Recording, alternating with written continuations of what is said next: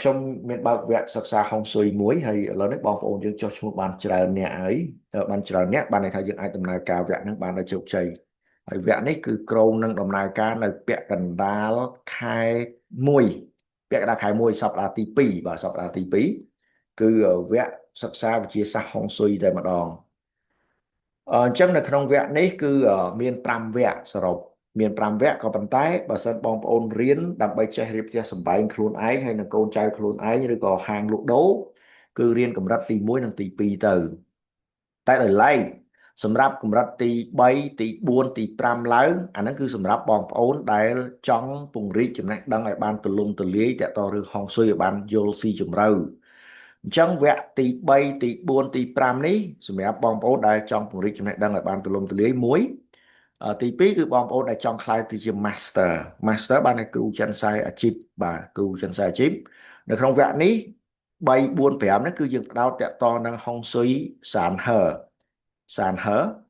ហើយវគ្គទី1និងទី2នេះគឺយើងផ្ដោតតាក់ទងនឹងហុងស៊ុយសានយួនអញ្ចឹងដូចបងប្អូនជ្រាបហើយថាហុងស៊ុយមានពីរប្រព័ន្ធគឺសានហឺហើយនិងសានយួនអញ្ចឹងនៅក្នុងវគ្គទី1ទី2យើងផ្ដោតលើសានយួនផ្ដោតទៅលើសានយួនគឺយើងនិយាយសំខាន់ជាងគេយើងផ្ដោតតាក់ទងមួយលំហពេលហើយនឹងអាគារនៅខាងក្នុងណាផ្ទះខាងក្នុងកម្រិត3 4 5អាហ្នឹងគឺសានហើយអាហ្នឹងគឺយើងផ្ដោតតាក់ទងទិដ្ឋភាពខាងក្រៅផ្ទះយើងវាយតម្លៃតាក់ទងភូមិសាស្ត្របាទភូមិសាស្ត្រច្រើនអញ្ចឹងនៅក្នុងវគ្គហុងស៊ុយនេះគឺសានយ័ន្តគឺខ្ញុំបញ្យល់ទៅសានយ័ន្តបានហើយចាំសានហឺអានេះចាំបងប្អូនឆ្ងល់ចាំខ្ញុំបញ្យល់តទៅទៀតក្នុងសានយ័ន្តនោះតើយើងរៀនអ្វីខ្លះនៅក្នុងសានយ័ន្តនោះគឺយើងរៀនទី1មេរៀនទី1គឺយើងផ្ដោតតាក់ទងសេចក្តីផ្ដើមអំពីបរមត្ថវិជ្ជាចិនមេរៀនទី2គឺយើងផ្ដោតតាក់ទងសេចក្តីផ្ដើមអំពីវិទ្យាសាស្ត្រហុងស៊ុយសានយ័ន្តទី3គឺយើងផ្ដោតតាក់ទងរូបសន្តានខាងក្នុងនិងវិធីសង្គ្រោះហើយមេរៀនទី4រូបសន្តានខាងក្រៅនិងវិធីសង្គ្រោះរូបសន្តានផ្ទះខាងក្រៅបាទហើយនឹងវិធីសង្គ្រោះរបស់វា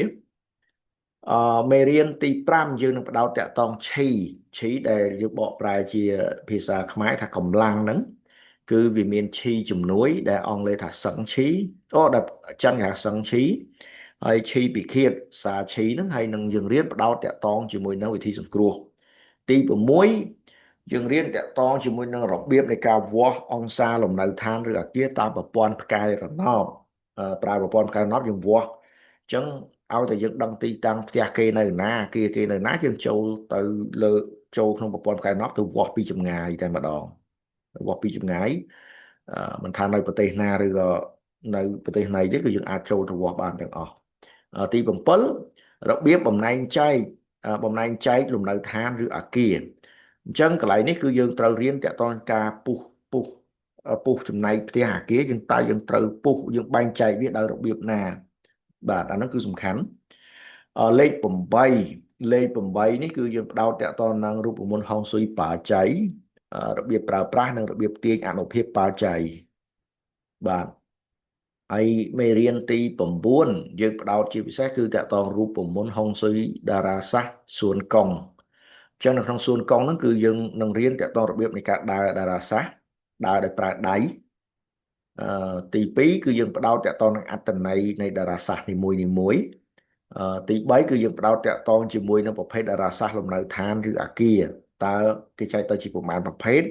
ហើយប្រភេទមួយវាមានបញ្ហាតើយើងកែវាដោយរបៀបណា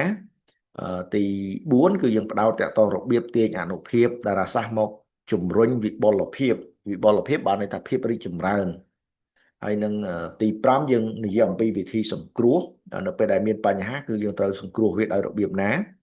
ហើយនឹងរបៀបខ្ចីអនុភាពតារាសាស្ត្រឆ្លងយុគបងប្អូនខ្លះចង់កែផ្ទះហើយអញ្ចឹងវាធ្វើឲ្យអស់លុយច្រើនយើងអាចមានវិធីសាស្ត្រមួយទៀតគឺយើងមិនបាច់កែផ្ទះទេបើយើងចង់បានយុគ9ផ្ទះយើងយុគ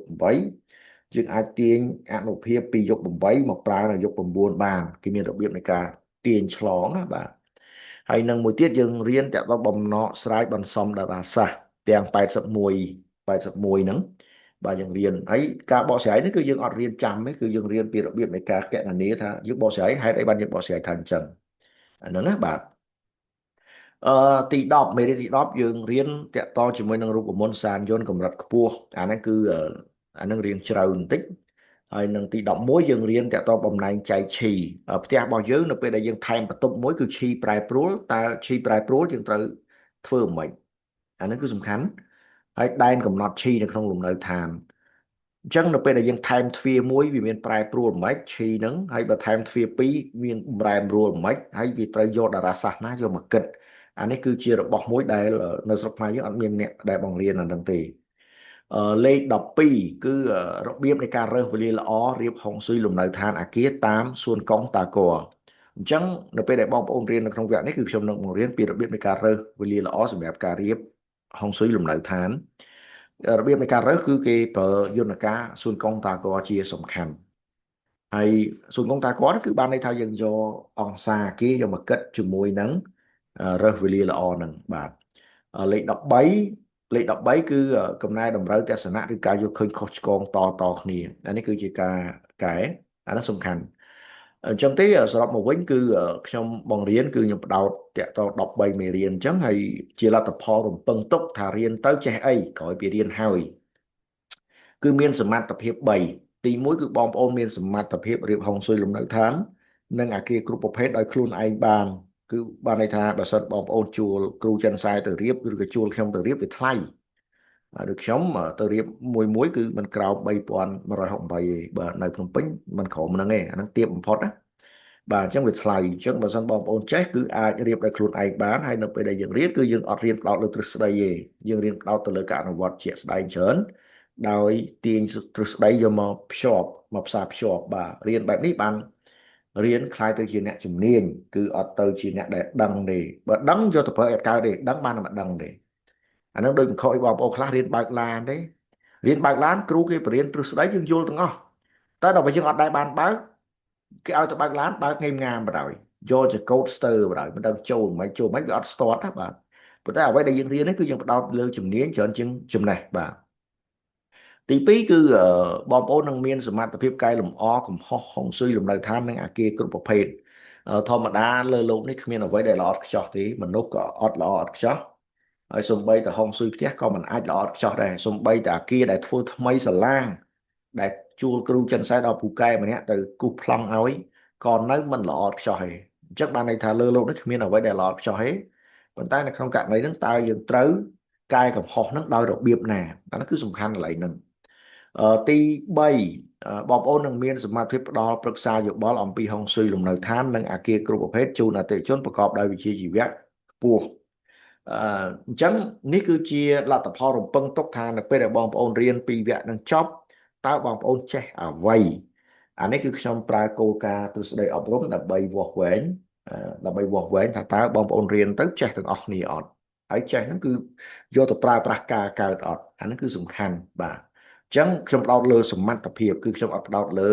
ការដឹងទេព្រោះការដឹងបានមិនដឹងទេឬសមត្ថភាពជារឿងមួយតាក់ទងជាមួយនឹងការរៀននេះគឺយើងរៀនតាម Zoom ទាំងការធ្វើតេស្តក៏យើងធ្វើតាម Zoom ដែរតេស្តផ្ទាល់មាត់យើងធ្វើតាម Zoom បានន័យថាបើសិនបងប្អូនចង់រៀនអាហ្នឹងតើខ្ញុំតេស្តផ្ទាល់មាត់សិនខ្ញុំចង់វាស់ស្ទង់តាក់ទងជាមួយនឹងពេលវេលាទំនេរអត់